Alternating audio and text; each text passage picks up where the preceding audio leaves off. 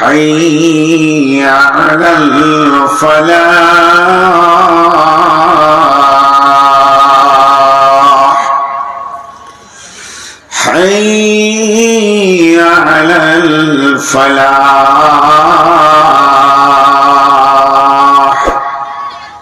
এটা যদি আমি বাংলায় বলি তো এই রকম হবে বাংলাতে,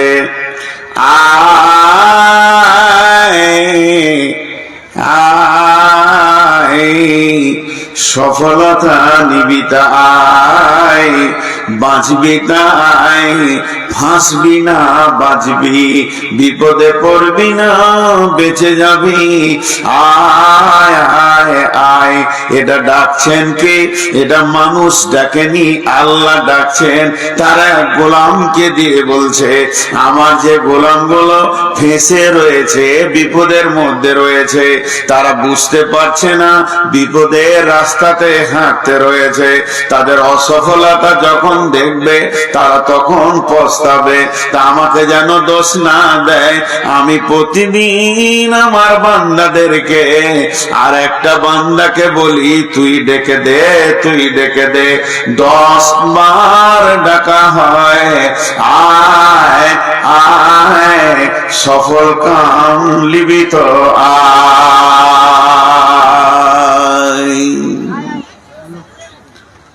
জি, সফল কাম হবি তো আয়। 10 বার ডাকে। আল্লাহ বলছেন فَأَمَّا مَنْ أُوتِيَ كِتَابَهُ بِيَمِينِهِ فَسَوْفَ يُحَاسَبُ حِسَابًا يَسِيرًا وَيَنْقَلِبُ إِلَى أَهْلِهِ مَسْرُورًا। ওরে আমার বান্দারে, ওরে আমার বান্দিরে, তুমি একবার মাধ্যমিকে সার্টিফিকেট তুলেছো, একবার এইচএসে তুলেছো, একবার সার্টিফিকেট নিয়েছো তুমি উচ্চ মাধ্যমিকে, একবার নিয়েছো বিএ পাস করতে গিয়ে, একবার নেমেছো মাস্টার পাস করতে গিয়ে, একবার সার্টিফিকেট পেয়েছো তুমি আলেমে, একবার পেয়েছো তুমি ফাজেলে, একবার পেয়েছো এমডিতে, একবার পেয়েছো এমবিবিএস এ। পৃথিবীর যত সার্টিফিকেট আছে সবগুলো যদি জমা করে দাও, আমি আল্লাহ তোমাকে সফলতা দিব না।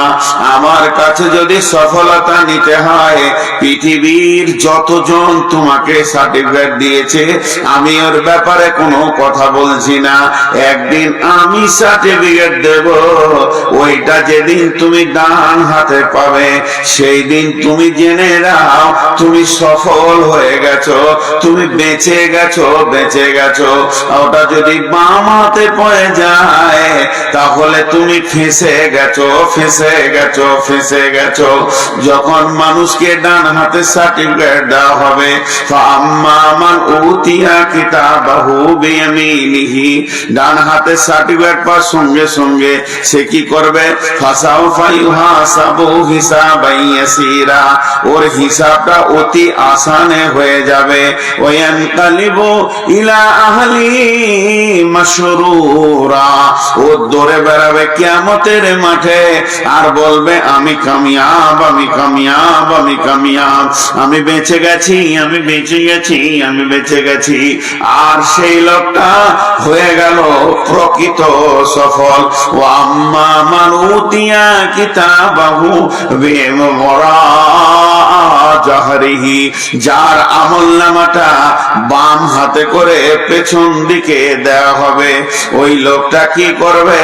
ওয়ায়াদউ সুবুরা ওয়ায়াসলা সাইরা, তার পেছনে যখনই বাম হাতে সার্টিফিকেট দেওয়া হবে সে বুঝে নেবে আমি ফেঁসে গেলাম, আমি ফেঁসে গেলাম, আমি ফেঁসে গেলাম। ও তখন মতকে ডাকবে, মত কোথা আছিস? আসিস আয়।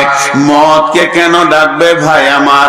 আজকে মানুষ জান দিয়ে মেহনত করে আমি মত থেকে কি করে বাঁচবো, কেউ মরতে চাই না, কারণ মত থেকে বাঁচাই হলো সব থেকে বড় মেহনত। আর ওই দিন সে মতকে ডাকবে। কেন মতকে ডাকবে? ওর মাথাতে একটা জিনিস ঢুকে আছে, আমি ছিলাম মা বাপের ভিতরে, স্ত্রীর কাছে, ছেলে মেয়ে নাতি পোতা জমি জায়গার ভিতরে। মত যেদিন এসেছে আমাকে ওখান থেকে তুলে নিয়ে স্থানান্তরিত করে দিয়েছে। সেই জমি জায়গার আমার কাছে নাই। এখন আমি আছি কিয়ামতের মাঠে, বাম হাতে সার্টিফিকেট পেয়েছি, সামনে জাহান্নাম আছে, আল্লাহর ফেরেশতা আছে, পুলসেরাত আছে, আমাকে তো জাহান্নামে ঢুকে যেতে হবে। তার থেকে যদি মত আর একবার আসে তো আমাকে অন্য জায়গায় ট্রান্সফার করে দেবে। এই নিয়তে সে মতকে ডাকবে। ওয়াদউ সুবুরা, আল্লাহ বলছে যতবার ও মতকে ডাকবে মত আসবে না। ওয়াসলা সাইরা, ওর কাছে আসবে জাহান্নাম।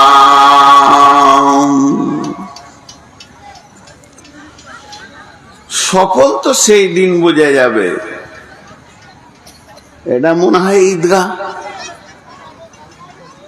একজন বিরাট দার্শনিক লিখছেন, মুসলমানদের ঈদ হচ্ছে যখন তার পাটা জান্নাতের চৌকাটায় ঢুকবে, সেইটা ঈদ। আসল ঈদ সেইটা। জি, কথার মাঝে কথা বলতে বিরক্ত লাগে, বায়ানের ধ্যান কেটে যায়। 3টি কথা বলছি, এইখানটাকে রোড করেছে কটা ছেলেতে। 1 নম্বর। 2 নম্বর, মহিলা যে দাঁড়িয়েছে ওকে কে বসাবে? মহিলা মানুষ, ওকে কে বলবে বসো? এখানে কটা ছেলে দাঁড়িয়ে আছে, এরা যে কোন মানুষ, কোথা থেকে এসেছে, এদের বিবেক, এদের মাথায় একটা মগজ আছে, সেই মগজটা কি বলছে না যে তোরা বস? আর মহিলাদের ভিতর থেকে একজন এত লাইটের ভিতরেও লাইট মেরে দেখছে, আর ওই লাইটের কারণেই বদরুদ্দুজা রেকর্ড করতে দিছে না। ওই যে জ্বালিয়েছে লাইটটা, আমার মাথা এবার কটকট কটকট করে কাটছে। ওই লাইট আমি নিতে পারি না। কে ওকে বুঝাবে যে তোর লাইটটা বন্ধ কর? কমিটির কেউ আছেন, জান দিয়ে ওকে বুঝান। ওই লাইট আমি নিতে পারি না। আল্লাহ ওকে যে কোন জিনিস তৈরি করেছে আল্লাহ জানে। তো আমার দিকে ধ্যান দেন। একটা উদাহরণ দিচ্ছি, উদাহরণটা মন দিয়ে শুনবেন। আমি বলেছি আজকের বক্তব্য সব থেকে উঁচু বক্তব্য। সফল হওয়া, জান্নাত যাওয়াটাই তো মেন। তো একটা কসম দিচ্ছি, এগুলা ভালো করে শুনেন। এই যে আমার ডান পাশে বসে আছে এই ভাই, উদাহরণ দিচ্ছি, এটা মিশালটা বুঝবেন। আমাকে বলছে মৌলানা সাহেব একটা মিষ্টি খান। আমি বললাম খাবো না। তারপরে বলছে না খান খান। বলছি ভাই আমার তো অনেক সুগার, আমি মিষ্টি খাবো না। 2বার ভালো করে বললাম। 3বারে বারে বলছে না একটা খান। তখন আমাকে রাগ লেগে গেছে। বলছি তো আমি খাবো না, তো জোর করছো কেন তুমি? এবার 4বারে বলে বলছে 1 পিস খান। আচ্ছা এবার রাগ কত লাগে? তখন আমি বলছি আল্লাহর কসম আমি মিষ্টি খাবো না। এই কসমটা যখন খেলাম, ওই লোক বুঝে নিলে রেগে গেছে, কসম করেছে আর খাবে না। তখন বলছে মিষ্টি প্লেট নিয়ে চলে যা। কবার কসম খেলাম? কবার? যা মুখ খুলে না। কবার? 1বার। হ্যাঁ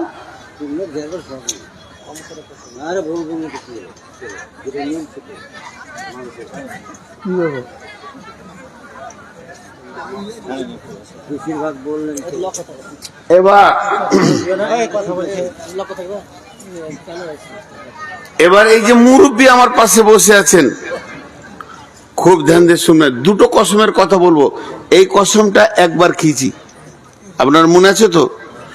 ইনি আমাকে এমন একটা কথা বলছেন যে আমার প্যাস্টিজে লেগে গেল। কি কথা জানেন?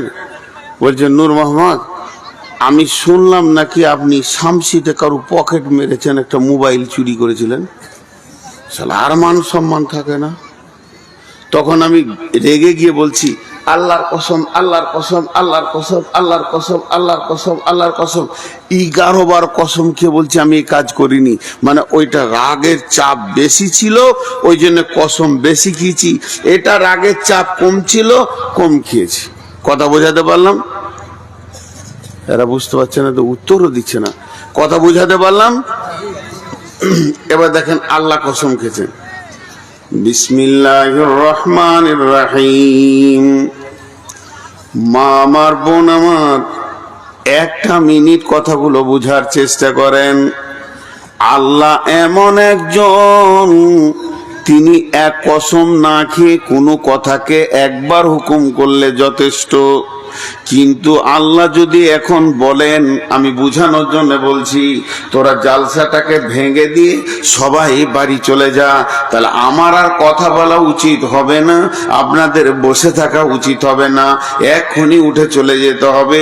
আল্লাহ এমন একজন মাবুদ, তার একটা হুকুম যথেষ্ট। ওই রকম মাবুদ আমাদেরকে 11 বার কসম খেয়েছেন। কসম খেয়ে কি বলছেন? ছোট্ট মতো একটা কথা বলছেন, এত বড় কসম, কসমটা বিরাট বড় আর কথাটা অতি ছোট। তাহলে কথাটার ভিতরে কত গুরুত্ব আছে।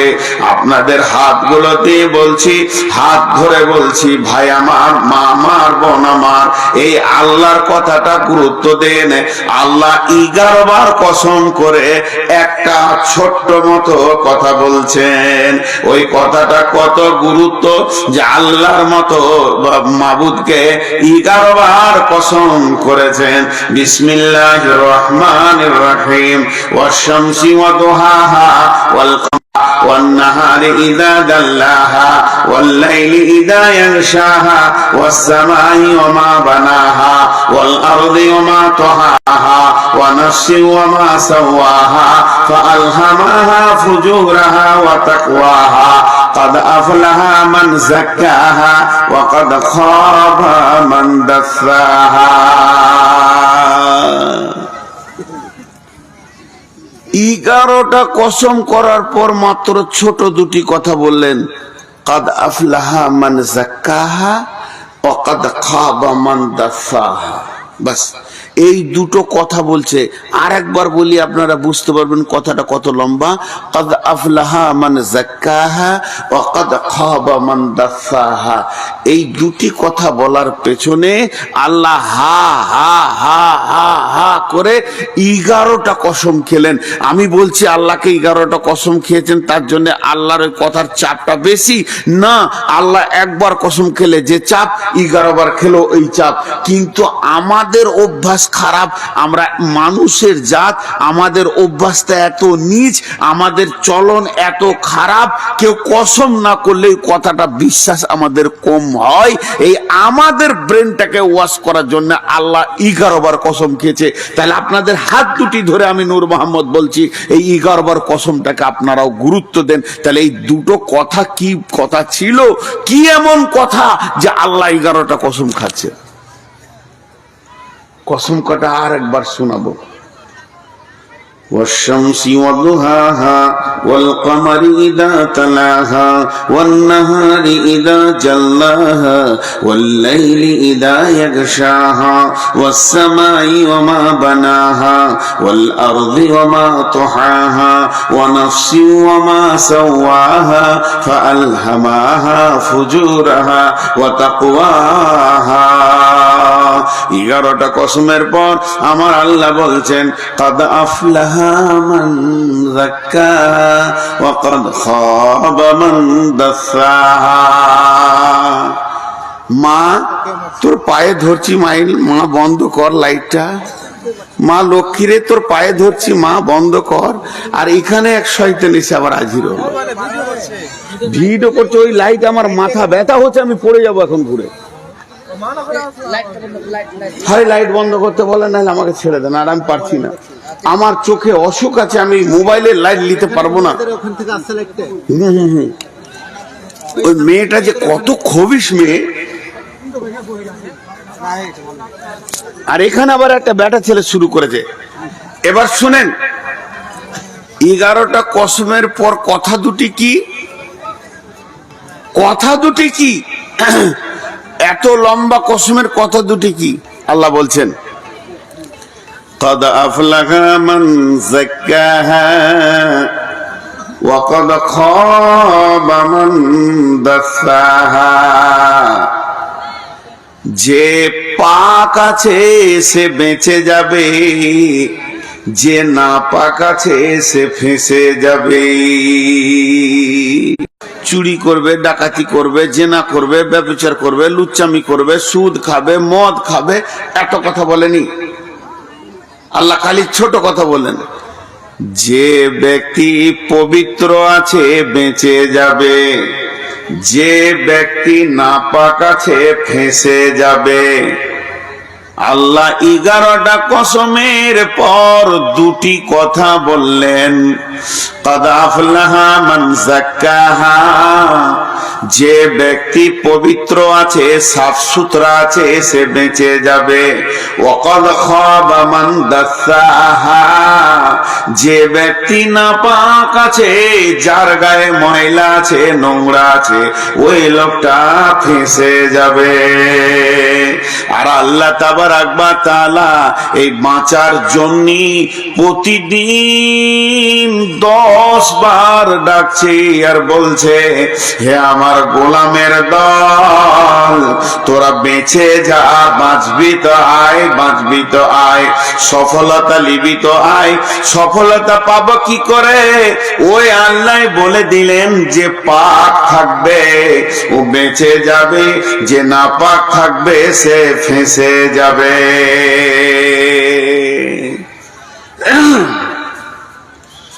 বাঁচা আর ফাঁসা, এই দুটি কথা 2 মিনিট বলবো।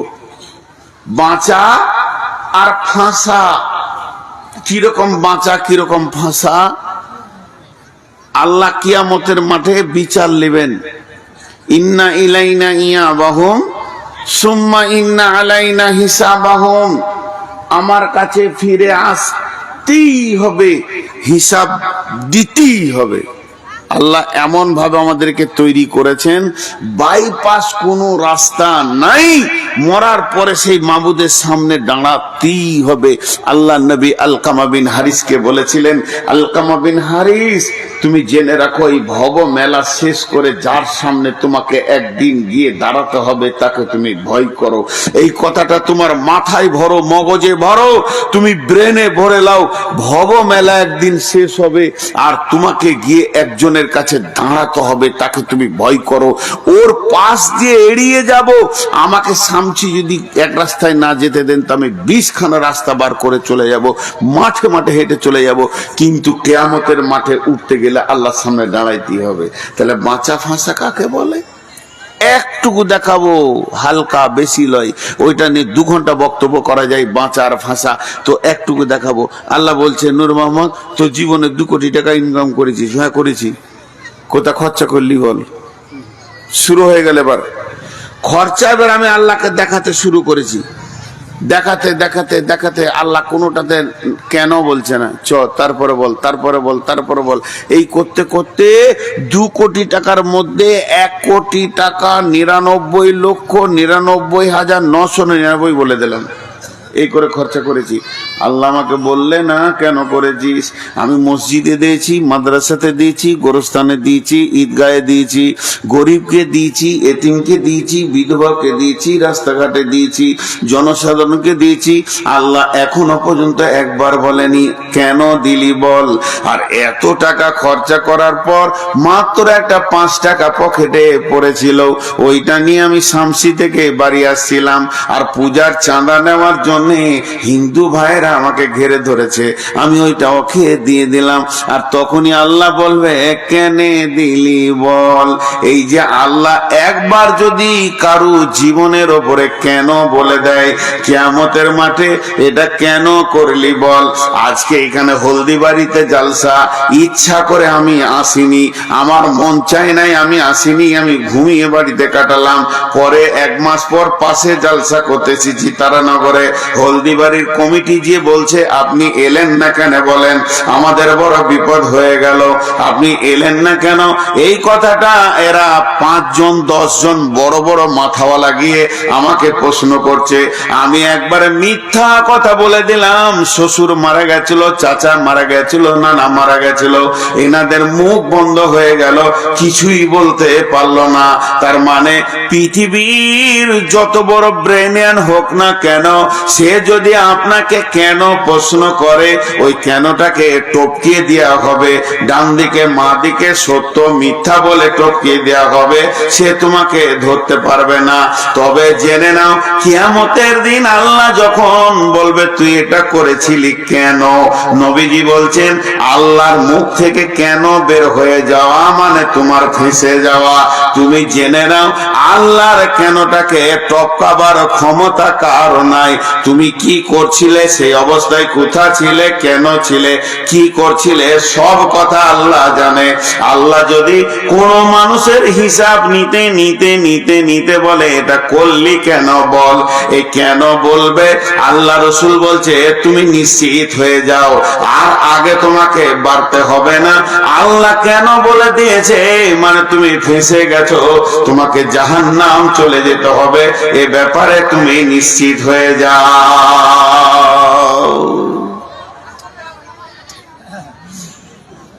হ্যালো, এ ব্যাপারে তুমি নিশ্চিত হয়ে যাও, আল্লাহ তোমাকে কেন বলেছে। আর কারো অপেক্ষা করিও না, তুমি জাহান্নাম যাবে। হাজি, আজকে রোডে যদি একটা বাস অ্যাক্সিডেন্ট হয়, 50টা লোক বিপদে পড়লে 500 লোক দৌড়বে হু হু করে, আরে উদ্ধার করে, ওরে বার করে, ভিতরে লোক আছে বার করে, এটাকে টান ওটাকে টান, গাড়িটাকে হটা। 2টো ট্রেনের অ্যাক্সিডেন্ট হলে 2000 লোক বিপদে পড়লে 25,000 লোক এলাকার দৌড়বে, চল চল চল চল লোককে বাঁচাই। আর কিয়ামতকে বলা হয়েছে সব থেকে বড় বিপদের দিন। তার কারণ জানেন, তার কারণ হলো যে ফাঁসবে সে নিজেই উদ্ধার হবে, তার পেছনে হাত লাগানোর লোক কাউকে পাওয়া যাবে না। লা তামলিকু নাফসুন লিনাফসিন শাইআ ওয়াল আমরু ইয়াউমাইযিন লিল্লাহ। আল্লাহ বলছে ওই দিন বাঁচার মতো ব্যবস্থা কর, ওই দিন তুই ফাঁসাস না নিজেকে, ফাঁসবি তো শেষ হয়ে যাবে। ওই দিন বাঁচার ব্যবস্থা কর। 11টা কসম খেয়েছেন। কি বললেন ভাষাটা? ভালো প্রাঞ্জল সাদা বাংলায় বলছি, তুই পাক থাকবি বেঁচে যাবি, না পাক থাকবি ফেসে যাবি, জাহান্নাম চলে যাবি। বেঁচে যাবি মানে জান্নাত যাবি, ফেসে যাবি মানে জাহান্নাম যাবি। এত সহজ, এত সহজ। আর জলসালাই শেষ। যার কাছে যা টাকা আছে টেবিলে নামিয়ে দিয়ে ঘর চলে যা, আজকে চলে যান সবাই, আর আর জলসা নেই, জলসা শেষ, কথা বলে দিলাম। আর জলসা করে কি করব? এখন কাজ শুরু হয়ে যাক। নিজের নিজে সব গোসলখানায় ঢুকে পড়েন, দামি দামি সাবান নিয়ে কচলে কচলে কচলে কচলে গালে কানে ঘাড়ে যেখানে যেখানে ময়লা আছে মা বোনেরা গোসলখানায় তুলবে, পুরুষেরা এখানে নদীতে পুকুরে যে যেখানে পারেন গোসল করেন। কারণ কেউ যদি বলে এত রাতে সব গোসল করতে কেন লাগলি রে, বলে আল্লাহ বলেছে যে পাক থাকবে বেঁচে যাবে, এই জন্য পাক হতে লেগেছি, এই জন্য পাক হতে লেগেছি। মা বোনেরাও বলবে আল্লাহ তো কোরআনের সূরা শামসে বলছেন যে যার শরীর পাক থাকবে সে বেঁচে যাবে, আর যে না পাক থাকবে ফেঁসে যাবে, ওই জন্য পাক হতে লেগেছি। অত সহজ কথা, অত সহজ কথা, অত সহজ।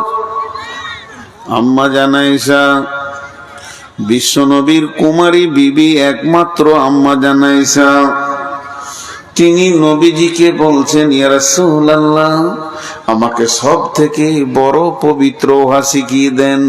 ছোটখাটো পাক আমি হব না, এমন পাক হব যে আমার গায়ে একটা ময়লার দাগ থাকবে না। নবীজি বললেন, আয়েশা রে, সব থেকে বড় পাক হচ্ছে রুজিকে পবিত্র করো, নিজেকে হারাম থেকে বাঁচাও। তার কারণ হচ্ছে আমি নূর মোহাম্মদের পাঞ্জাবিতে যদি কুকুরে পেশাব করে দেয়, শুকরের পায়খানা লেগে যায়, মানুষের পেশাব পায়খানাও লেগে যায়, সাবান দিব, পাক হয়ে যাব, আবার গোসল করব, নামাজ পড়ব। মেয়েদের মেন্স হবে, নাপাক ছিল, আবার পাক হয়ে যাবে। ছেলে মেয়ে মিলন ঘটে যাবে, নাপাক হয়ে যাবে, আবার পাক হয়ে যাবে। সব জিনিসের পাক হওয়া বড় আসান। গোসল করে নেব, সাবান মেখে নেব, প্রসেসিং এ পাক হয়ে যাব। কিন্তু বন্ধুরে, যদি এক মুঠো বলিনি, একটা দানা যদি ভিতরে ঢুকে গেছে হারাম, ওই দানা থেকে রক্ত হবে, মাংস হবে, শরীরে হাড্ডি হবে, ওই দেহটাকে, ওই হারাম খোরের দেহটাকে পৃথিবীর কোন সমুদ্র পাক করে দিতে পারবে না, কোন নদী পাক করে দিতে পারবে না। ওকে যদি সাবানের সার্ফের ফ্যাক্টরিতে গ্রাইলে ঘোরানো হয়, আর ভালো করে যদি কচলে ময়লা তুলে দেওয়া হয়, তাও ওকে কেউ পাক করে দিতে পারবে না। পৃথিবীর 7টা সমুদ্রে যদি ওকে ঘোরানো হয়, ওকে কেউ পাক করে দিতে পারবে না।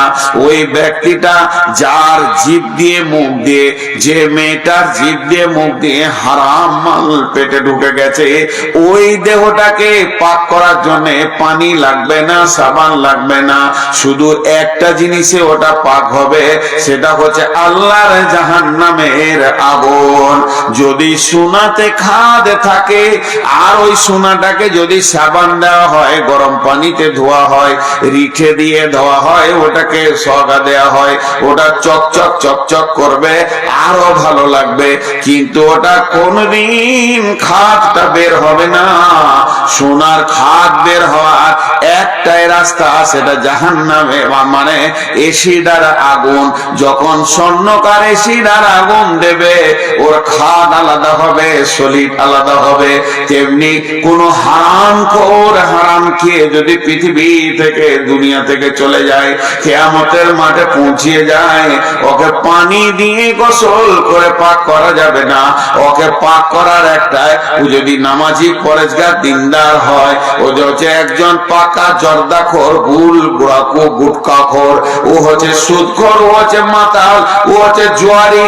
পৃথিবীর গাড়ি মারা থেকে নিয়ে, বেইমানি থেকে নিয়ে, পঞ্চায়েতের টাকা থেকে নিয়ে, ব্লকের টাকা থেকে নিয়ে, চারিদিক থেকে মেরে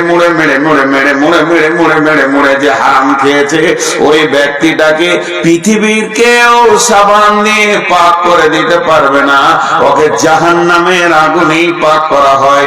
যদিও সে 5 ওয়াক্তের নামাজি হয়, রোজা রাখনেওয়ালা হয়, সলিড সোনাকে তখনই আল্লাহ আনবেন, ওর ভিতর থেকে হারামটাকে আগুনে বের করবেন। ওরে আমার মা রে, ওরে আমার বোন রে, তাহলে আম্মা জানা আয়েশাকে নবীজি বললেন সব থেকে বড় পাক হলো রুজিকে পাক করা।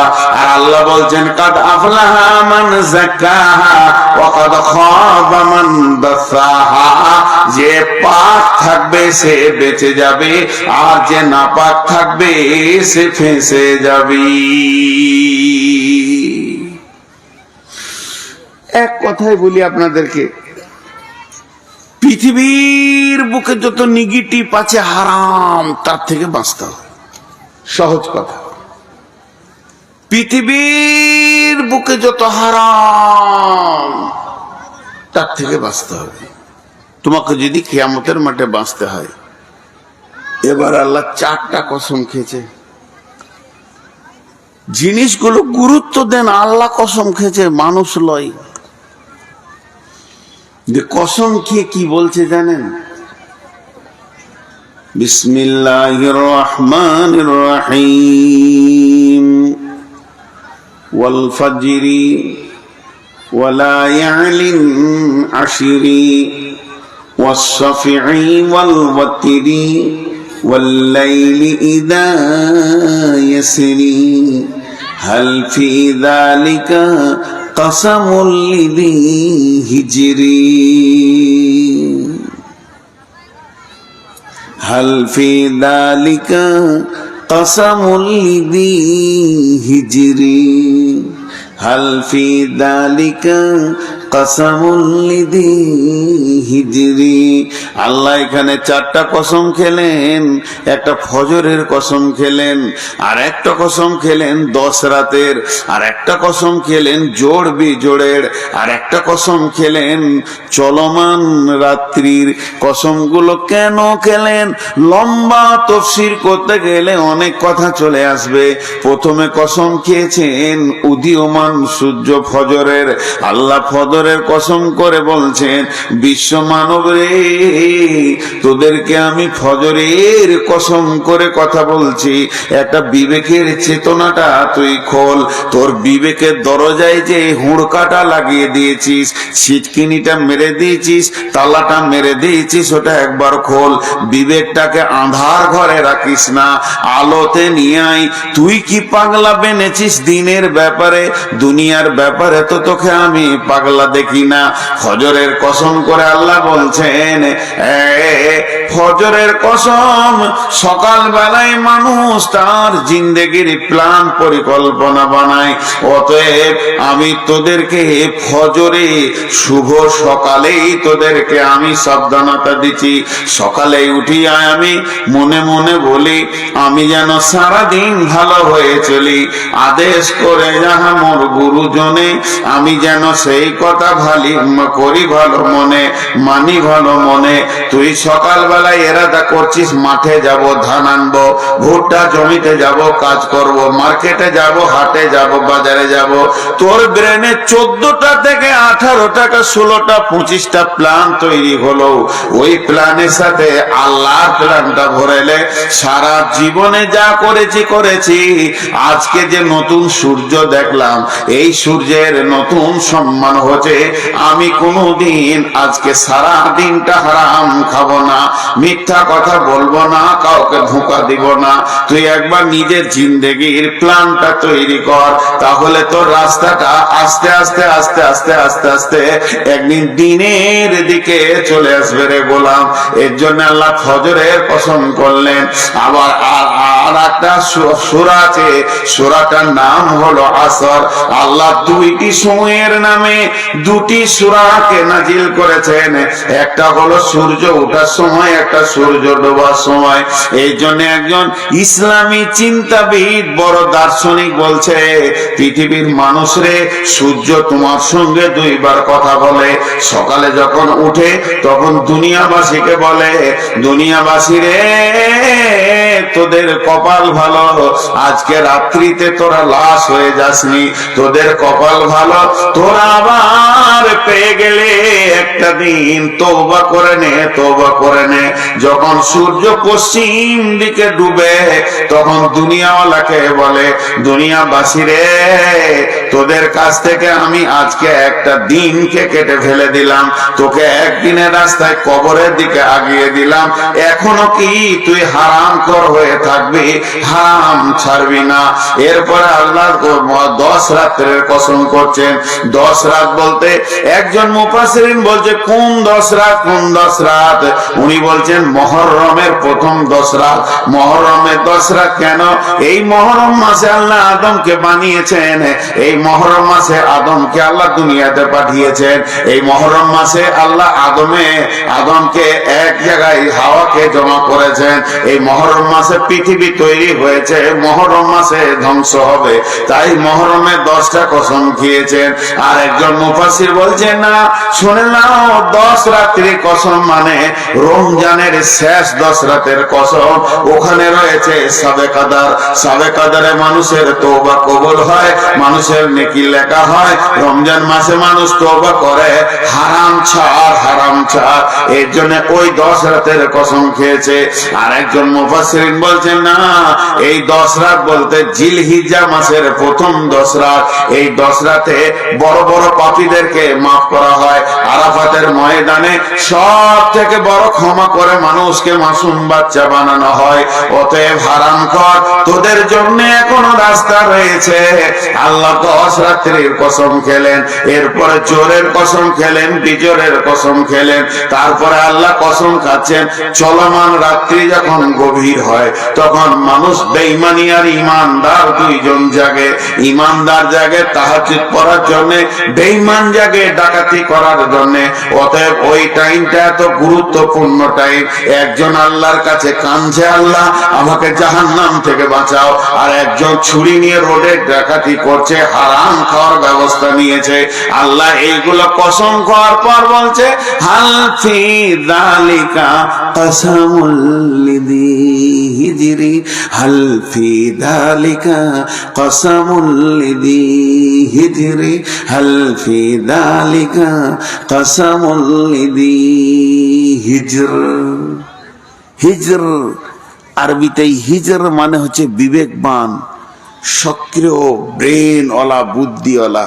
হাজি ছোট্ট একটি কথা বলছি, যে কটা মহিলা বসে আছে আর যে কটা পুরুষ আপনারা বসে আছেন, আপনাদের বিবেকে কি পোকা লেগে গেছে? বিবেকগুলো কি পচে গেছে? আপনারা কি পাগল? আপনারা কি নোংরা লোক বসে আছেন? ঘর যান না। আল্লাহ বলছে এরাই বিবেকবান। শীতকে মুখে লাত মেরেছে, উপেক্ষা করেছে, হাওয়াকে উপেক্ষা করেছে, আর বসে আছে আমার কালাম পাক শোনার জন্য। এরাই বিবেকবান। এদেরকে পাগল বলবি তুই? কেন পাগল বলবি? এদের মাথায় যদি এই কথাগুলো না ঢুকতো, আমি যদি এখন পারিবারিক গল্প করি, আমার বউ এমন, আমার বিটি এমন, আমার জামাই এমন, আমি এটা ভালোবাসি, আমার বউ এটা ভালোবাসে, আপনার 3 মিনিটে উঠে পালাবে না, বলবে তুই ঘরে গল্প কর গা, আমরা চললাম ঘর। কিন্তু এখন কোরআন বলছি বলে বসে আছে। আল্লাহ এদেরকে জ্ঞানী বলছেন। এই জ্ঞানী, তোদের কি কসম গলা কাজে লাগছে না? একটা আবার উদাহরণ দিব। কোন কারণে এখানে একটা হইচই শুরু হয়ে গেল, ওই চয় মারছে, তোর মার। খুব খেয়াল করেন আমার দিকে। আমি এর ভিতরে 4-5টা লোককে আগে থেকেই চিনি। এরা বিএ পাস, MA পাস। 8-10টা ছেলে আমার সামনে হাজির, খুব পরিচিত। বাকি গলাকে চিনি না, লেখাপড়া না মূর্খ, বুঝি না, ওদিকে আমার মাথা ঢুকছে না। তো যখন এই হইচই শুরু হচ্ছে, তো আমার সামনে 4টা মূর্খ আছে, সাধারণ মানুষ আছে। তারা এক কলম স্কুলে যায় নাই, মাদ্রাসায় যায় নাই, মক্তবে যায় নাই। ওরা চিল্লাইছে জোরে জোরে। আমি ওদেরকে কিছু না বলে এই শিক্ষিত 4টা ছেলের ওপরে চাপ সৃষ্টি করছি। তোমরা থাকতে এমন কেন হবে? তোদের বিবেক কি পচে গেছে? এটা কেন সামালতে পারছি না? চাপ দিচ্ছি শিক্ষিতকে, আর লাফাচ্ছে মূর্খ। এটা আমি উদাহরণ দিলাম। তা আল্লাহ ওই কথাই বলছে যে আমি 11বার কসম খেলাম, আবার 4বার খেলাম। তোদের বিবেক কি পচে গেছে? তোরা কি বলতে চাইছিস? তোরা জ্ঞানী, তা আমার এই কসম গুলা কেন উপেক্ষা করছিস? বল, কেন আমার কসম বলে নিবি না? এটা আল্লাহর আফসোসের কথা। তোরা শিক্ষিত, জ্ঞানী। এখন আপনি বলবেন আমি কিছু বুঝি না, কোরআন দেখি বুঝি না, নামাজ পড়ি না, কিছু বুঝি না। এই মসজিদে যে মেয়েটা পাগলি, যে মেয়েটা খেপি, কিছু বুঝে না। যে ছেলেটা পাগলা, যে ছেলেটা খেপা, কিছু বুঝে না। দেখে দেন আমার কাছে। ওর হাতে আমি কি দিব? 100টা টাকা দিব। দিয়ে বলবো 1 কেজি আপেল নিয়ে আয়। ও কটকট করে চলে গেল আপেলের দোকানে। ক টাকা কেজি? বলে 100 টাকা। না, একটু কম করো। কত নিবে? 1 কেজি নিব। যা 90 টাকা দিবি। ওকে 90 টাকা দিয়ে বলছে 1 কেজি আপেল দাও। আপেল ওলা দাঁড়িতে আপেল চাবাইছে, চকচকে চকচকে আপেল। এবার পেটির গায়ে লেগে একটু থিত লেগেছে, পচা লয়, কালো হয়ে আছে।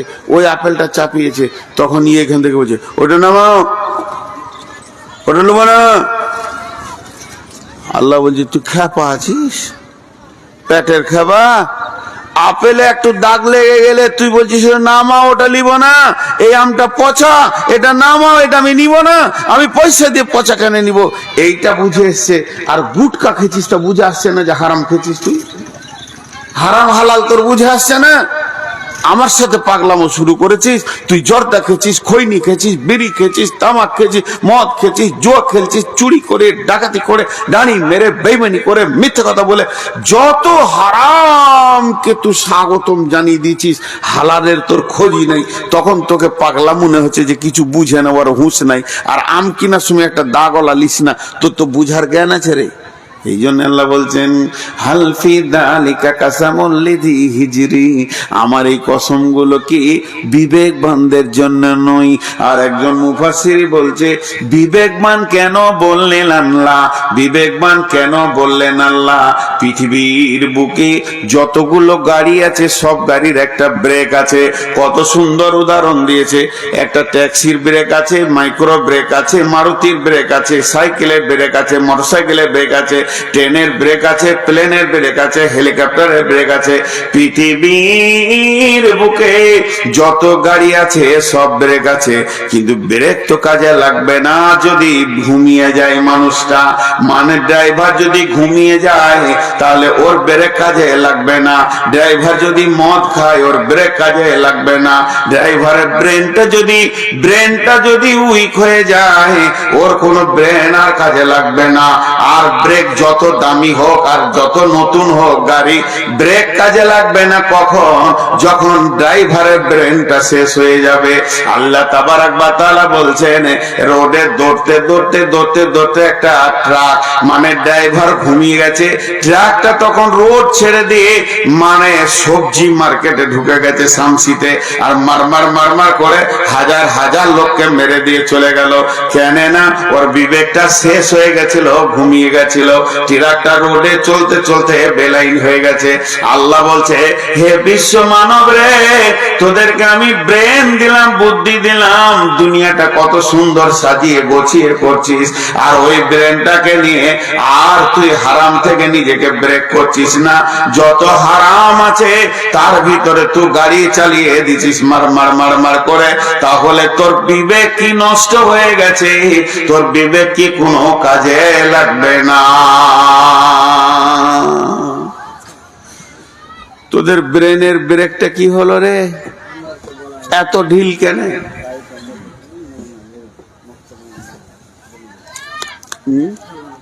জি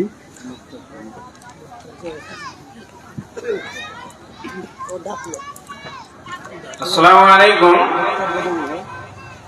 আমাদের প্যান্ডেলে যথেষ্ট মাংস আছে, যিনারা কিনার ইচ্ছা 200 টাকা করে কিলো হিসেবে দিচ্ছে, আপনারা নিতে পারেন। তাহলে চলে গেলে আমি জালসা করবো। মাংস শেষ তা বললাম কি হলো? মাংস শেষ নাই আর নাই রে বাপু। জি, আমি আপনাদের মুখ থেকে একটা ছোট্ট আওয়াজ শুনতে চাইছি। আমি যে বিষয়টা বলছি বুঝতে পারছেন তো? তুমি কামিয়াব কখন হবে? বিবেকটা কাজে লাগাও। দিয়ে যে সূরা বাকারার আয়াত পড়েছি, আল্লাহ কি বলছেন দেখেন এখানে। একদম সব গোস্ত কিনতে চলে গেল। যা আর জালসাকে শুনবে, যান। দুজন গেল, যান খরিদার দাঁড়িয়ে যান, আপনারা 3 জন গেল, 4 জন গেল। আর বলে লাভ আছে, মাইকে বললেন যে মাংস আছে আর মুখে বলছেন শেষ হয়ে গেছে। যান, আপনি যান, নাহলে পাবেন না শেষ গেলে। এবার আমার কথাটার দিকে একটু আগান। আল্লাহ রাস্তা দিচ্ছে। আমি আর বেশিক্ষণ থাকবো না, পুরো 12টায় শেষ করবো ইনশাআল্লাহ। আজকের ডেটেই শেষ করব, আগামী ডেট আমি নিব না। কিন্তু এই আয়াতগুলোকে ছোট ছোট করে তাফসীর করব, একটু ধ্যান দিয়ে শুনবেন। একবারে একটার সঙ্গে একটা কি সুন্দর গাঁথুনি। বিসমিল্লাহির রহমানির রহিম। আলিফ লাম মিম। যালিকাল কিতাবু লা রাইবা ফীহি হুদাল মুত্তাকিন আল্লাযীনা ইউমিনুনা বিল গায়বি ওয়া ইউকিমুনা الصلاة ومما رزقناهم ينفقون والذين يؤمنون بما أنزل إليك وما أنزل من قبلك وبالآخرة هم يوقنون أولئك على هدى من ربهم وأولئك هم المفلحون আপনারা যতই বলেন 12টা চালাবো, মানুষ উঠছে, ঠান্ডা বেড়েছে, আমি আপনাদেরকে কষ্ট বেশি টাইম দিচ্ছি না। একটু এই আয়াত কথার তর্জমা শুনেন, দেখেন আমি এতক্ষণ যে কথা বললাম, যতগুলো কথা শুরু থেকে শেষ পর্যন্ত বললাম, আমি 1 মিনিটে মানে বলেনি। আল্লাহ বলছেন তোরা বেঁচে যা, বাঁচ। বারবার আল্লাহ মাইকে এলান করছে আজানের মাধ্যম দিয়ে, তোরা কামিয়াবির দিকে আয়, সফলতার দিকে আয়, অসফলতার দিকে থাকিস না, ওটা খারাপ। একদিন ফেসে যাবি, সেদিন তোর দিকে কেউ হাত বাড়ানো থাকবে না। আমি তোদেরকে ভালোবাসি, তার জন্য বার সফলতার ডাক দিচ্ছি। আল্লাহ এই ডাক দিতে দিতে শেষকালে 11টা কসম করে বললে তোরা বেঁচে যাবি, যদি পাক থাকিস, আর না পাক থাকিস তো ফেসে যাবি, পাক হ। আবার 4টা কসম দিয়ে বললে তোরা বিবেকটাকে কাজে লাগা, দেখ কোনটা পাক কোনটা না পাক। যেমন একটা আপেল, একটা আম, একটা আঙ্গুর, একটা কলাকে চিনতে পারছিস, ওই রকম তুই চিনতে পারবি কোনটা পাক কোনটা না পাক। তোকে আমি বিবেক দিয়েছি, তুই বাঁচ। এটা আল্লাহ বারবার বললেন। এখন আল্লাহ বলছেন পৃথিবীর বুকে যে মানুষের ভিতরে 8টা গুণ আছে, পৃথিবীর ভিতরে যে মানুষের ভিতরে 8টা গুণ আছে, ওই লোকটা বেঁচে যাবে। সে 8টা গুণ আমি গুনিয়ে দিব মাত্র, বড় লম্বা তফসির করব না মারে বন্ডে। হাত দুটা ভরে ধরে বলি, বড় মহব্বতের সঙ্গে বলছি, শুনেন। আলিফ লাম মিম, এটা হরফে মুকাত্তাআত। তারপরে আল্লাহ বলতেন যালিকাল কিতাবু লা রাইবা ফীহি। প্রথমে তোমাদেরকে এই গুণে গুণান্বিত হতে হবে। যদি সফলতা পেতে চাও, জান্নাতে যেতে চাও, আমার কালাম পাকটার উপরে কোন রকম সন্দেহ করবে না। এর মধ্যে কোনো সন্দেহ নাই, এটা সলিড কিতাব তোমাদের ভিতরে আমি দিয়েছি। যালিকাল কিতাবু লা রাইবা ফীহি, এই কিতাবটার ভিতরে কোনো সন্দেহ নাই। তার কারণ আল্লাহ চ্যালেঞ্জ দিয়েছেন, ওয়া ইন কুনতুম ফি রাইবিম মিম্মা নাযালনা আলা আবদিনা ফাতু বিসূরাতিন মিন মিসলিহি ওয়াদউ শুহাদাআকুম মিন দুনিল্লাহি ইন কুনতুম সাদিকিন। হে বিশ্ববাসী রে, যদি আমার কালাম পাকে তোমাদের সন্দেহ হয়, তবে আল্লাহকে বাদ দিয়ে তোমাদের যত বন্ধু বান্ধব জ্ঞান বিজ্ঞানী আছে তাদেরকে ডেকে নিয়ে এসে একটা ছোট্ট মতো সূরা আমার কালাম পাকের মতো লিখে দেখিয়ে দাও দেখি। তোমরা কোনদিন পারোনি, আর পারবে না। ফাইলাম তাফআলু ওয়া লাম তাফআলু ফাত্তাকুন নার আল্লাতী ওয়াকুদুহান নাস ওয়াল হিজারা উইদ্দাত লিল কাফিরিন। তোমরা কোনদিন পারোনি, আর পারবে না। তোমাদের জন্য জাহান্নাম রেডি রয়েছে। শুধু তাই নয়, আবু জাহেলের মতো বেঈমান কোনদিন বলেনি যে কোরআনের মধ্যে সন্দেহ আছে। কেন বলেনি? যেহেতু আল্লাহ রসুলের উপরে আল্লাহ কোরআনকে নাযিল করেছেন, আর বিশ্ব নবীকে নিরক্ষর করেছিলেন, যাতে করে কেউ না বলে দেয় যে এটা মুহাম্মাদের কথাও তো কলম লেখা আছে।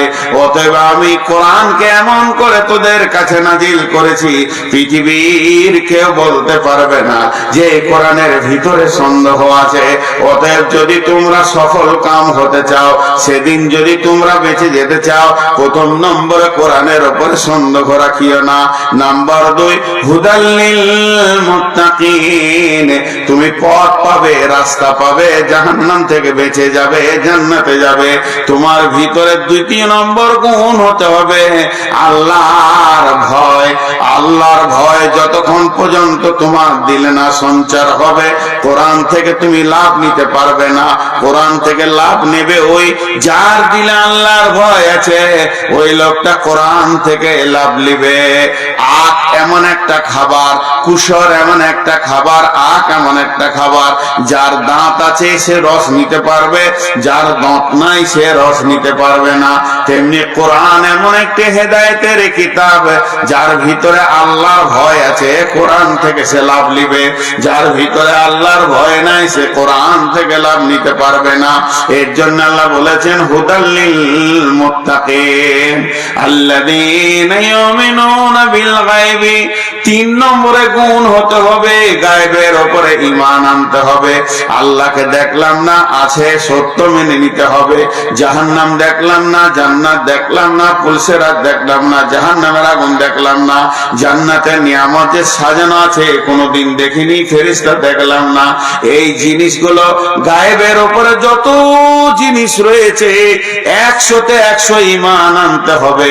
চোখে দেখার মতো বিশ্বাস করতে হবে আল্লাহ আছেই, কবরে আযাব আছেই, জান্নাত সত্য, জাহান্নাম সত্য, পুলসিরাত সত্য।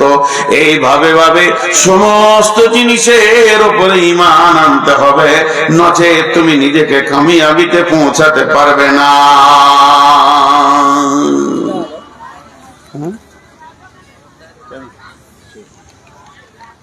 তোমাকে কামিয়াতে পৌঁছাতে গেলে বিশ্বাস করতে হবে আছি।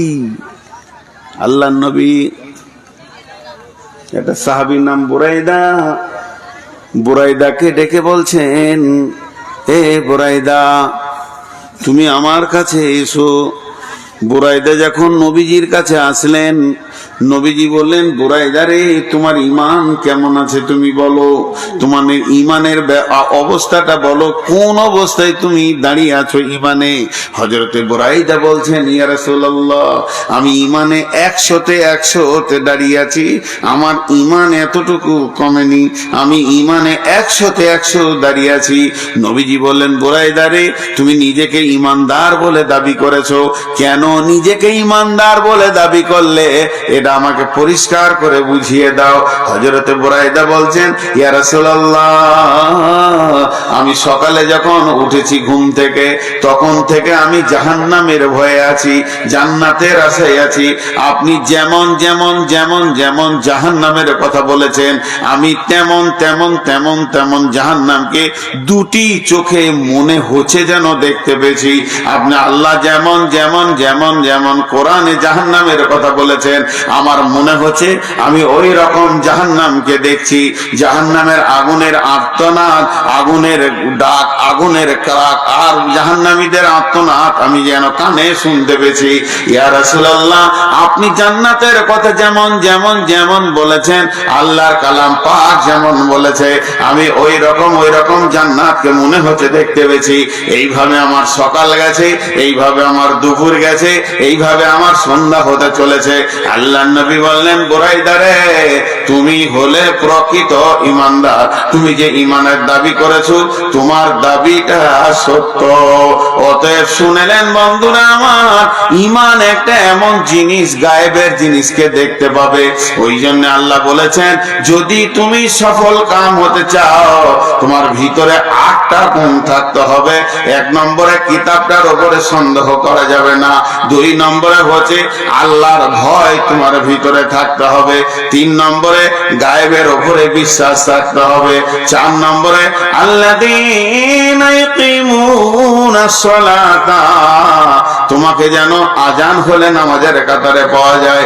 মুসলমান বেনামাজি, মুমিন বেনামাজি হতে পারে না, আর বেনামাজি মুমিন হতে পারে না, মুমিন বেনামাজি হতে পারে না, বেনামাজি মুমিন হতে পারে না, মুমিন বেনামাজি হতে পারে না, বেনামাজি মুমিন হতে পারে না।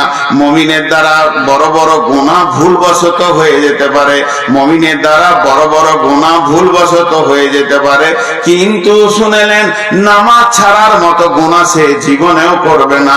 মুমিনের দ্বারা ভুলবশত বড় বড় গুনাহ হয়ে যেতে পারে, মুমিন কোনদিন নামাজ ছাড়ার মতো গুনাহ করবে না। আবার কাফেরের দ্বারা বড় বড় নেকি হয়ে যেতে পারে, বড় বড় দান খয়রাত হয়ে যেতে পারে, নামাজ পড়ার মতো নেকিটা সে সারা জীবনে করতে পারবে না। আল্লাহ তাবারক ওয়া তাআলা বলছেন, প্রথম নম্বরে এই কিতাবে কোনো সন্দেহ আনা যাবে না, 2 নম্বরে আল্লাহর ভয় দিলে রাখতে হবে, আর 3 নম্বরে হলো তোমার গায়েবের উপরে ঈমান রাখতে হবে, 4 নম্বরে হলো ওয়ায়ুকিমুনাস সালাতা, তোমাকে নামাজ আদায় করতে হবে।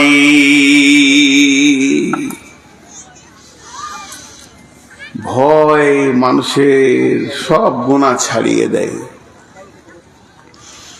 আমাদের দিলে তো আল্লাহর ভয়ই নেই,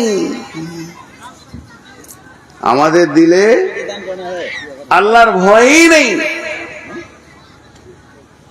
আল্লাহ বলছেন, ওয়া আন্না হাযা সিরাতী মুস্তাকিমা ফাত্তাবিউহু ওয়া লা তাত্তাবিউ সুবুলা ফাতাফাররাকা বিকুম আন সাবিলি যালিকুম ওয়াসাকুম বিহি লাআল্লাকুম তাত্তাকুন। আল্লাহ বলছেন, হে আমার গোলামের দল, ওয়া আন্না হাযা সিরাতী মুস্তাকিমা, এটাই হচ্ছে সোজা রাস্তা, যে রাস্তায় হাঁটলে তুই জান্নাত পেয়ে যাবি। ফাত্তাবিউহু, ওই রাস্তাতে তুমি চলতে থাকো চলতে থাকো চলতে থাকো। ওয়ালা তাত্তাবিউ সুবুলা, অন্য রাস্তায় তুমি চলিও না, অন্য রাস্তায় চললে ফাতাফাররাকা বিকুম আন সাবিলি, আমার কাছ থেকে অনেক দূরে সরে চলে যাবে। ফাতাফাররাকা বিকুম আন সাবিলি, আমার কাছ থেকে বহু দূর সরে যাবে। যালিকুম ওয়াসাকুম বিহি লাআল্লাকুম তাত্তাকুন, এইটা আমি তোমাদেরকে ওসিয়ত করলাম, আমি আল্লাহ তোমাদেরকে হেদায়েতের কথা বললাম, বেঁচে যাওয়ার কথা করলাম, যদি তুমি ভীত হও তো বুঝতে পারবে।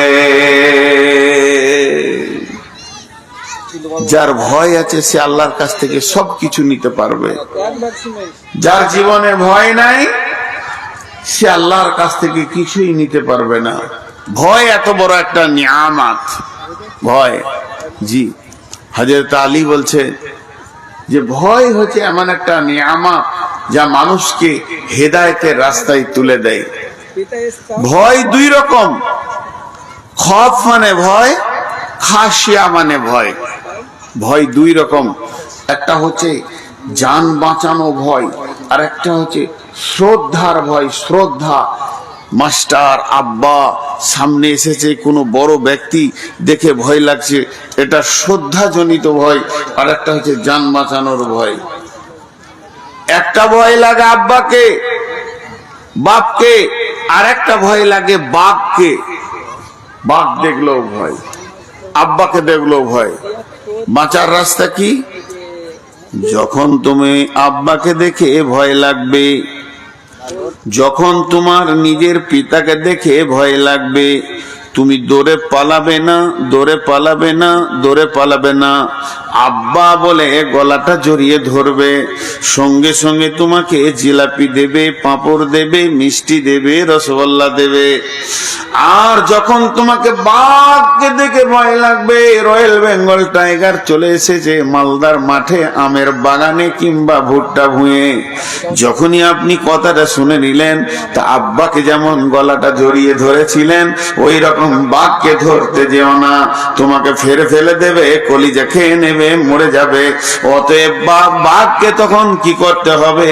তোমাকে ওই জায়গা থেকে পালাতে হবে, অত দূর পালাতে হবে, যে জায়গাতে বাঘ নাই নিরাপত্তায় চলে যেতে হবে। আর যে জমিতে বাঘটা আছে জমির কাছে থাকা যাবে না। তেমনি ভয় হলো 2 রকম, একটা ভয় আল্লাহকে ভয়, আর একটা ভয় জাহান্নামকে ভয়। আল্লাহকে যখন ভয় লাগবে, আল্লাহকে যখন ভয় লাগবে, তখন তুমি মসজিদে চলে যাও, সাজদায় পড়ে কাঁদো, ডাকতে রাখো, পুকারতে রাখো, ডাকতে রাখো, ডাকতে রাখো, ডাকতে রাখো, ডাকতে রাখো। ওকে ডাকো, ওর কাছে কাঁদো, ভয়ে ওর কাছে কাঁদো, ওকে ডাকো।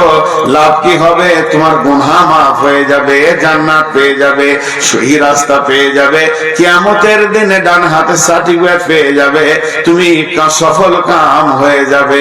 আর যখন জাহান্নামকে ভয় লাগবে, তো জাহান্নাম যেখানে আছে ওইখান থেকে পালাও। জাহান্নাম কোথায় আছে? ওই জায়গাটার নাম জানেন কি? জাহান্নাম ভুট্টা ভুঁয়ে আছে, না পাট ভুঁয়ে আছে, না আমের বাগানে আছে, না জঙ্গলের ভিতরে আছে? জি না, জাহান্নাম যে জঙ্গলে আছে, জঙ্গলটার নাম হলো গুনহা। গুনহার জঙ্গলে জাহান্নাম লুকিয়ে আছে। যদি তুমি বাঁচতে চাও জাহান্নাম থেকে, তো গুনহার জঙ্গল থেকে বেরিয়ে তুমি দৌড়তে দৌড়তে নেকির জঙ্গলে ঢুকে যাও। জাহান্নাম আর তোমাকে ধরতে পারবে না। জাহান্নাম থেকে বাঁচতে গেলে নেকির জঙ্গলে ঢুকতে হবে। ওই জন্যে যদি প্রকৃত সফলতা পেতে হয়, আল্লাহর কালামকে বিশ্বাস করার পরে পরে আল্লাহর ভয় হৃদয়ে আনতে হবে।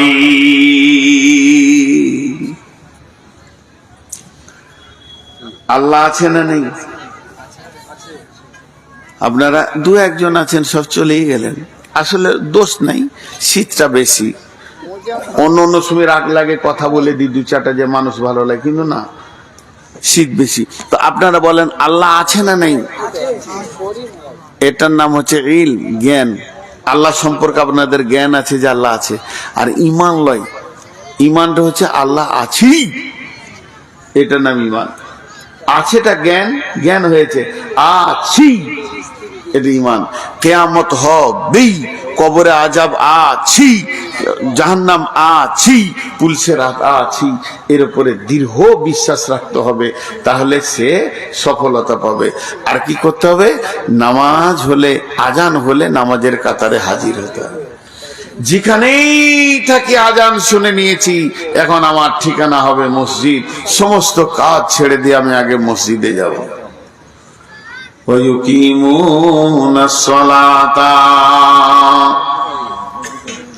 যখনই আজান হয়ে যাবে, মুমিন আর কোথাও থাকবে না, কিছুই করবে না, সোজা এসে মসজিদে ঢুকে যাবে।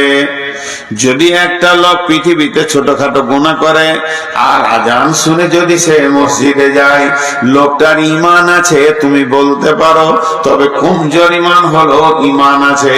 আল্লাযীনা ইয়াকিমুনাস সালাতা, আর 5 নম্বরে হলো ওয়া মিম্মা রাযাকনাহুম ইউনফিকুন, নিজের রুজি থেকে, নিজের মাল থেকে তুমি আল্লাহর রাস্তায় দান করবে, দিতে থাকবে।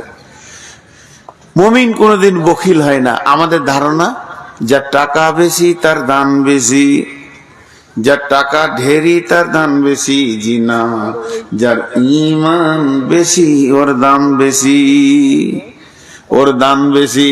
হযরত আবু বকর এক মুষ্টি নিজে বলছে, ইয়া রাসূলুল্লাহ এটা নেন।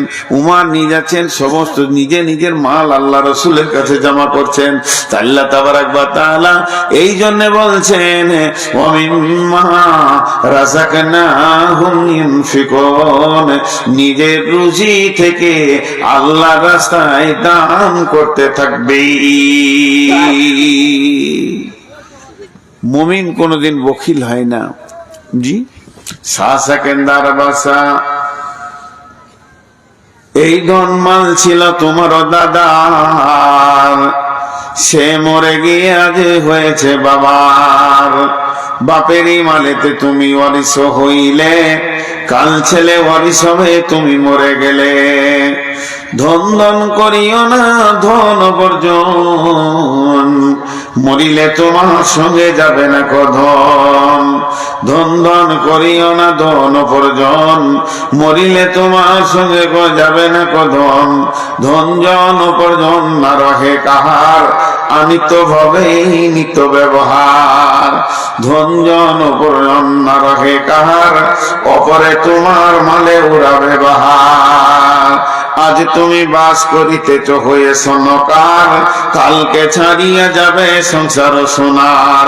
আজ তুমি গাড়ি ঘোড়া হইতেছ সওয়ার, কালকে জানাজা সওয়ারি হইবে তোমার। আজ তুমি পরিতেছ রেশম পোষণ, কালকে পরিতে হইবে তোমাকে মরণের কাফন। মানব যদি হব মদের জ্ঞানী বিচক্ষণ, মজিয়া আল্লাহর প্রেমে কাটাও জীবন। ভুবিতে আসিয়া তুমি ভবের মেলায়, হেলাই কাটিও না মাতিয়া খেলায়। এ মেলায় বহু লোক আসিয়া ভূমিতে, সব চলে গেল কোথা দেখিতে দেখিতে। সংবাদ তাদের কিছু পাওয়া নাহি যায়, হায় আজ আছে তারা কি হালে কোথায়। নাই সে দেশে কেহ আল্লাহ বিনু আর, করিবে তাহাদের বিন্দু উপকার। দেখিতে আসিলাম মেলা দেখা হলো শেষ, চলো এবার ফিরে যায় আপনার দেশ। যেই দেশে ছিলাম পূর্বে চলো সেই দেশে, কি আসে রয়েছ বসে এসে পরবাসে। মাতা পিতা ভাই বন্ধু আত্মীয় স্বজন, ক্রমে সেই দেশে সব করিল গমন। তোমার গমন কাল হয়ে উপস্থিত, সম্বল সংগ্রহণ কর যে কিঞ্চিত। শ্বাস কেনার বাসা মরিবার কালে, এই ওসিয়ত করেন অদিশ সকলে। মরিলে আমার তরে শুনো বারে বার, কাফনের সাথে হাতে বেদনা আমার। সকলিতে মিলে জুলে খাটিলিতে করে, দুই হাত ঝুলাইয়া লইয়া যাইয়া মরে। এই হাল দেখে মোর যত মাখলুকাত, আফসোস করিবে আর কহিবে এবার। সাত মুলুকের সেকেন্দার ছিল, সকলে থাকিল আজ খালি হাতে গেল। আল্লাহ নবী বলছেন, খাসলাত মিন উম্মতি মালে মালে মালে। আমার উম্মতের অভ্যাস হচ্ছে খালি মাল মাল। আর যত মাল তুমি তিন কাম করছো, ওই মালের ভিতরে তিনটি মাল তোমার। যেটা তুমি খাচ্ছ এই তোমার মাল, আর যেটা তুমি পড়ছো এটা তোমার মাল, আর যেটা তুমি দান করছো এটা তোমার মাল। বাকি তোমার মাল নয়। তুমি মরে দেখো যাদের মাল তারা ভাগে বসে যাবে, যাদের মাল তারা ভাগ বন্টনে বসে যাবে। বিশ্বনবী বলছেন, ইত্তাবাল মাইয়াতা সালাসাতুন ফায়ারজিআনি ইসনানি ওয়া ইয়াবকা মা হুয়া হিদুন।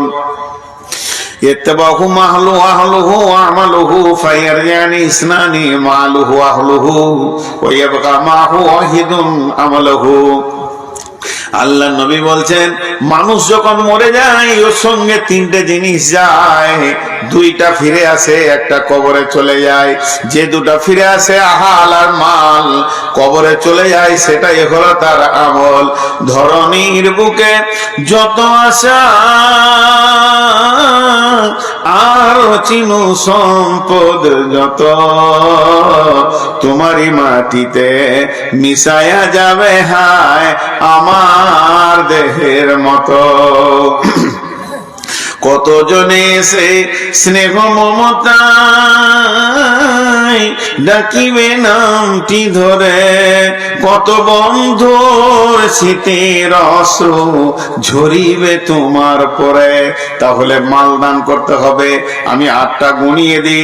1 নম্বরে কিতাবের ওপরে বিশ্বাস রাখতে হবে, 2 নম্বরে হলো আল্লাহর ভয় রাখতে হবে, 3 নম্বরে যা দেখা যায় না অদৃশ্যে গায়েবে সেটা বিশ্বাস করতে হবে, 4 নম্বরে হলো নামাজের কাতারে যেন পাওয়া যায়, আর 5 নম্বরে হলো দানের ময়দানে পাওয়া যায়, 6 নম্বরে ওয়াল্লাযীনা ইউমিনুনা বিমা উনজিলা ইলাইকা। আমার গোলাম রে, তোদের উপরে যেটা নাজিল করা হয়েছে আমার নবীর উপরে দিয়ে তোদেরকে যে কিতাবটা দেয়া হয়েছে, এই কিতাবটার উপরে বিশ্বাস রাখতে হবে, ঈমান রাখতে হবে। এটা সত্য কিতাব, এর মতো সত্য আর পৃথিবীতে কিছু নাই। এইটাই হলো সত্য কিতাব।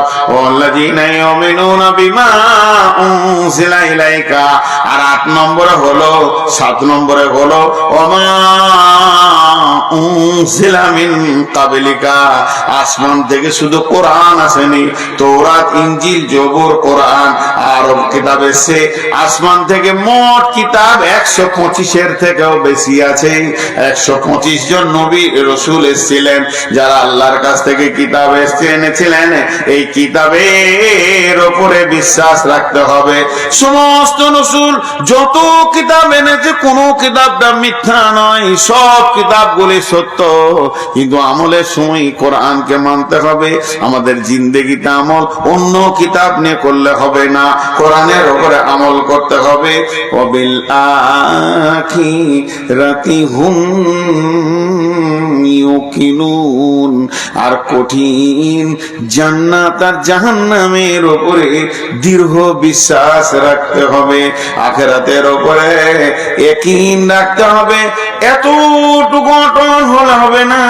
ওয়াবিল আখিরাতি হুম ইউকিনুন, আখিরাতের উপরে পূর্ণাঙ্গ বিশ্বাস রাখতে হবে। এবার ভাইয়েরা আমার গুনেলেন, 8টা বলা হয়ে গেল। 1 নম্বরে হলো এই কিতাবটার উপরে কোনো সন্দেহ নাই। 2 নম্বরে হলো আল্লাহর ভয় দিলে রাখতে হবে। 3 নম্বরে হলো আপনার কিনা গায়েবে যা দেখি নাই তার উপরে বিশ্বাস করতে হবে। 4 নম্বরে হলো নামাজ পড়তে হবে। 5 নম্বরে হলো মাল দান করতে হবে। 6 নম্বরে হলো এই কিতাবটা যে নাজিল করেছে আল্লাহ, এর উপরে দৃঢ় বিশ্বাস রাখতে হবে। 7 নম্বরে পূর্বের যত কিতাব এসেছিল সেই কিতাবের উপরে সন্দেহ রাখলে হবে না, ঈমান রাখতে হবে। আর 8 নম্বরে হলো ওয়াবিল আখিরাতি হুম ইউকিনুন, আখিরাতের উপরে, আখিরাত বলা হয়েছে জান্নাত আর জাহান্নামকে, এর উপরে বিশ্বাস রাখতে হবে। এই 8টা কাজ যে করবে, 8খানা বিশ্বাস যার থাকবে, এই 8টা কাজ যে করবে, 8খানা বিশ্বাস যার থাকবে, এই 8টা কাজ যে করবে, 8খানা বিশ্বাস যার থাকবে। এবার আল্লাহ তার জন্য কি বলছে দেখেন, উলাইকা আলা হুদাম মির রাব্বিহিম ওয়া উলাইকা হুমুল মুফলিহুন। এই লোকগুলি, এই 8টা আমল করনে ওয়ালা আলা হুদাম মির রাব্বিহিম, তারা তাদের রবের রাস্তাতে আছে, বেঈমানি রাস্তাতে নাই, ভুল রাস্তাতে নাই, জাহান্নামের রাস্তাতে নাই, ঠিক রাস্তায় এরা চলছে। ওয়ালাইকা আলা হুদাম মির রাব্বিহিম, তার রবের রাস্তাতে আছে। ওয়া উলাইকা হুমুল মুফলিহুন, এই লোকগুলি কিয়ামতের মাঠে সফলতা পেয়ে যাবে। কাদ আফলাহাল মুমিনুন, সেই দিনে মুমিনরা সফলতা পেয়ে যাবে। আনন্দে তারা হাসতে হাসতে জান্নাতে প্রবেশ করবে। এখন 2-4টা ছোট কথা বলবো। আজকের বক্তব্যের বিষয়টা 1 মিনিট আগে সেরে নি, নাহলে বুঝতে পারবেন না যে কি আজ বয়ান শুনলেন। প্রকৃত সফলকে, কামিয়াবকে, আমি ভাবছি আমি কামিয়াব, নামাজি ভাবছে আমি কামিয়াব, মাতাল ভাবছে আমি কামিয়াব, চোর ভাবছে আমি কামিয়াব, তাহাজ্জুদ পড়নেওয়ালা ভাবছে আমি কামিয়াব। আল্লাহ বলছেন প্রকৃত কামিয়াব ওই যে কিয়ামতের দিন ডান হাতে সার্টিফিকেট পাবে, আর প্রকৃত নাকাম ওই যাকে পেছন দিকে সার্টিফিকেট দেওয়া হবে আঁধারের ভিতরে। তবে যদি তোর ডান হাতে সার্টিফিকেট নেওয়ার ইচ্ছা থাকে তাহলে তুই নিজেকে পাক রাখ, না পাক করিস না। তার মানে পৃথিবীর সমস্ত হারামের মুখে লাত মেরে দে আর হালাল গুলোকে গ্রহণ কর, তাহলে কিয়ামতের মাঠে তুই বেঁচে যাবি। আর যারা সফলতা কিয়ামতের মাঠে পাবে তাদের 8টা গুণ হবে। 1 নম্বর গুণ হবে তারা কোরআনকে বিশ্বাস করবে, সন্দেহ করবে না। 2 নম্বর তাদের হৃদয়ে আল্লাহর ভয় থাকবে। 3 নম্বরে আল্লাহকে না দেখেও বিশ্বাস করবে। 4 নম্বরে নামাজ আদায় করবে। 5 নম্বরে যেখানেই দান খয়রাত চলবে সেখানে তার হাত লম্বা হয়ে যাবে। 6 নম্বরে সে এই নাজিলকৃত কিতাবকে বিশ্বাস করবে। 7 নম্বরে সে পূর্বের কিতাবকেও বিশ্বাস করবে। 8 নম্বরে সে জান্নাত জাহান্নামের উপরে দৃঢ় বিশ্বাস রাখবে। এই 8টা গুণে গুণান্বিত যে হবে, আল্লাহ বলছেন উলাইকা আলা হুদাম মির রব্বিহিম, এই লোকগুলো তার রবের রাস্তাতে আছে। ওয়া উলাইকা হুমুল মুফলিহুন, এরাই সেদিন সফল কাম হবে। আজকের বক্তব্যের বিষয় টোটাল শেষ। এখন এটা ঈদগাহ। ঈদগাহ মানে একটা মসজিদ। ঈদগাহ একটা বছরের মসজিদ। যেমন সৌদি আরবে একটা মসজিদ আছে, মসজিদের নাম বছরে একবার খোলা হয়, জোহর আসর নামাজ হয়, মাগরিব ইশার হয় না, 2 ওয়াক্ত নামা হয় আরাফাতের ময়দানে। বিশ্বনবী বলছেন, মান বানা লিল্লাহি মসজিদান বানাল্লাহু লাহু বাইতান ফিল জান্নাহ, পৃথিবীতে যে মসজিদ বানিয়ে গেল, মসজিদে জায়গা দান করলো, মসজিদের ভিতরে যে টাকা পয়সা খরচা করলো, কেমন ক্যাপাসিটি, বানাল্লাহু লাহু বাইতান ফিল জান্নাহ। ও আমার মা, ওরে আমার ভাই, এই মসজিদ এমন একটা জিনিস, ঈদের নামাজ হবে, এর জন্য আল্লাহ আপনার জান্নাতে ঘর বানাবে। আর এই জন্যে আল্লাহ সুন্দর অট্টালিকা আপনার বানাবে। আপনি ভাবতে পারবেন না আল্লাহ তাবারাক ওয়া তাআলা আপনাকে কেমন ঘরে জান্নাতের মধ্যে দেবেন। অতএব মসজিদের জন্য যে পৃথিবীর বুকে কিছু করে গেল, আল্লাহ তাকে কঠিন কিয়ামতের দিনে নন্দর অট্টালিকায় রাখবে।